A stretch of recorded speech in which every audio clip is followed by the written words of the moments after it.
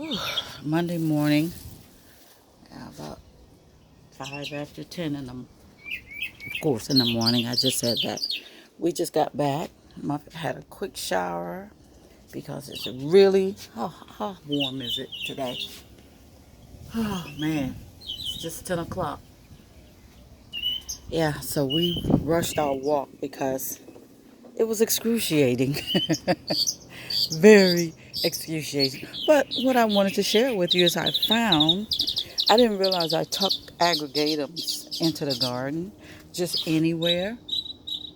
And I happened to walk by, walk down the sidewalk coming home and looking, just looking over the plants. And I noticed the spikes on late blooming aggregatums. So they all don't bloom at the same time. And I don't know if this is a species or a cross. I've been looking for a tag and make sure I don't want to break the spikes because they're very easy to break. But quite a few spikes here. That's fantastic. And I did nothing to this plant. I just stuck it down there because I didn't have anywhere to put it. And I do have others that haven't flowered this season yet that should have. So we're going to look for those and see what's going on. Hold on. Yeah, here's another plant in this basket here that should be flowering. It's got plenty of mature bulbs, but I don't see any spikes yet. I don't think. I can't really get up that high. So let me do a close-up or a zoom. Let's see if anything's popping out of there. I hope it does flower though. I really do. And then these here on a mount, they should be flowering. So maybe it'll be a late flower, and this is a species, and this is a species. Yeah. So we'll wait and see what they do this season. I have them way above my head out of the way. And that one is a late flowering. I showed you that in my last video. That flowered, even with just one spike. I don't care. I don't care if it's one or two spikes. I'll take it. So we'll wait for the other Dendrobium aggregatums to catch up. This flowered already, early spring. Yeah, so it's done. I'm just watering and fertilizing it lightly. See, it's kicking out a new growth there. So yeah, Dendrobium aggregatum late flowering. I'll take it. And that is a division that came off of one of the aggregatums. I don't know which, but it kicked out some new growths here. So we'll give that a couple of years to mature and hopefully flower. Absolutely. Yeah.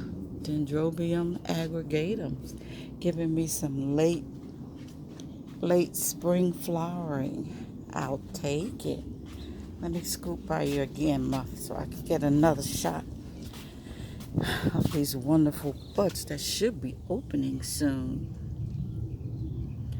Absolutely. That's quite a few spikes this crazy plant kicked out. Fantastic.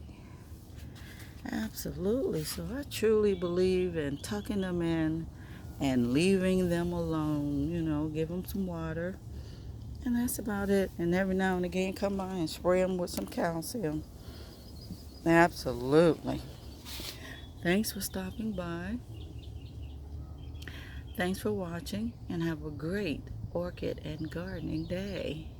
Okay, we're going to take a quick look at my Fred Clock Era After Dark Catasetum that I purchased so many years ago, and I had no idea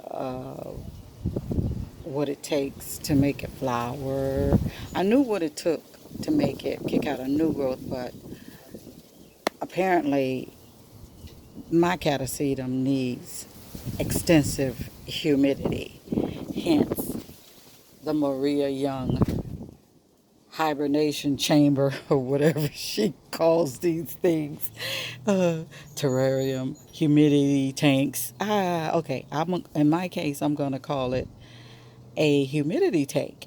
Okay, previously it was just hanging up, doing its thing and becoming dehydrated. Well, along with me ignoring it too much, it just didn't do well until I put it in Maria Maria Young's humidity tank. So let's take a look at what it's doing. I'm just astounded. Whatever it takes to get your orchids to flower, bloom, rebud, whatever you want them to do, then that's what you do. You do whatever it takes. Nobody have money to be throwing away. All right, so I cut 2 bottles. Here's half of it, you know, and the catasetum sits down, and the other half of another bottle on top of seashells and sphagnum. It's not immersed in anything. I cut back the roots and I just set it in there on top of some spag so to create humidity. And this is what it's done since I placed it in the humidity tank. It has never kicked out this many growths. And if I haven't knocked the flower bud off, I'll show you that. See that little tiny, let me see if I can get it sideways. Right there. See that little tiny something right there growing? Right here. Focus on my finger. Focus on my finger. Right there. I think that's my first flower spike trying to make it out of there. Look at there. That is amazing. So now that I know what it takes to get my catasetum down here in tropical South Florida, that this catasetum requires a heck of a lot more humidity than my area can produce. This is amazing. Yeah. Thank you for that knowledge, Maria Young. That's not a tip, that's knowledge. All right, so we're going to put Fred Clark Era back in its humidity tank. See, it's just sitting on top of, it might be sitting on top of some moist sphagnum too, but that's okay. It keeps it from wrinkling. And then we're going to put this dome back on it. Twirl it around until I can get it to fit snugly in there. Hold on. You put the lid back on. Okay, I had a call, sorry. But I got the dome back on. Ah, that's the job, I tell you. Okay, I got the dome back on and I placed Fred Clock Error in what time is it? In the noon, that's noon over there. Noon sun underneath its humidity dome. And that little, what we think is a flower spike, when I took the lid off, it swole. It got bigger, I swear, right before my eyes.